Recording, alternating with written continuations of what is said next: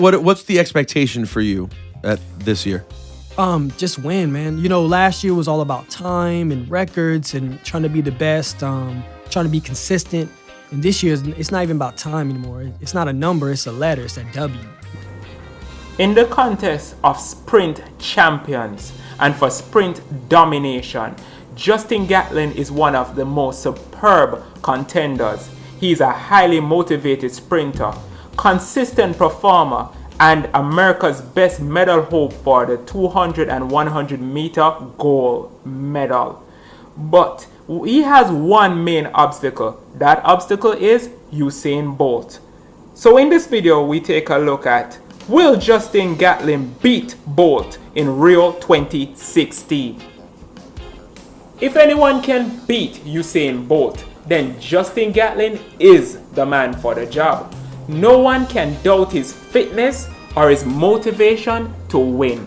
He has the will and he has come close on many contests.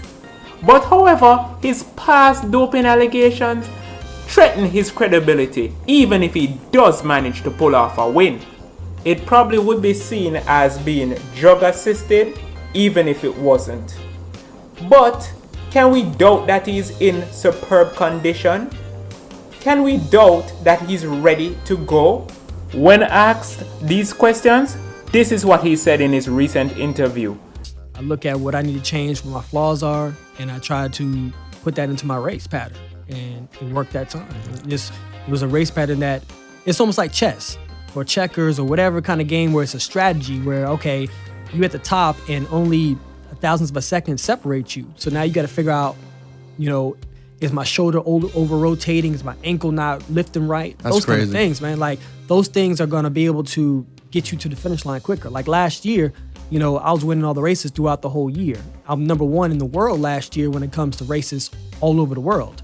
But when it came down to the one race, you know, the world championship, he beat me by 1/100th of a second. According to Justin Gatlin, one of the main reasons he's so confident that he can beat Usain Bolt is due to the fact that in 2015, Bolt only beat him by 100th of a second. Is that true? Let us take a look at that race and you decide.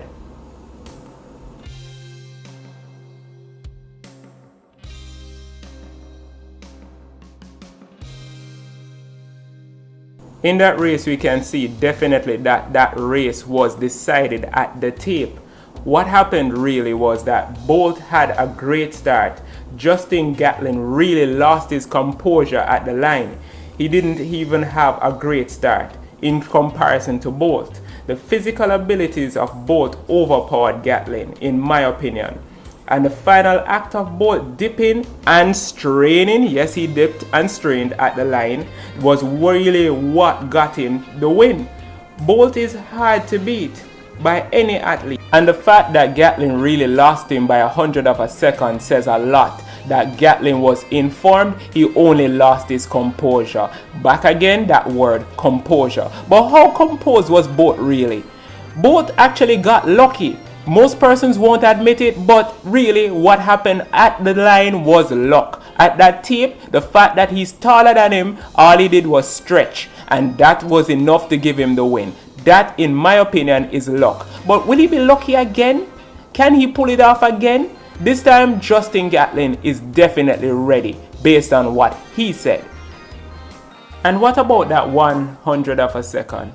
Well, based on what we can see in the picture, that if the Usain Bolt didn't dip and based on his height, he wouldn't have won that one. It would have been Justin Gatlin.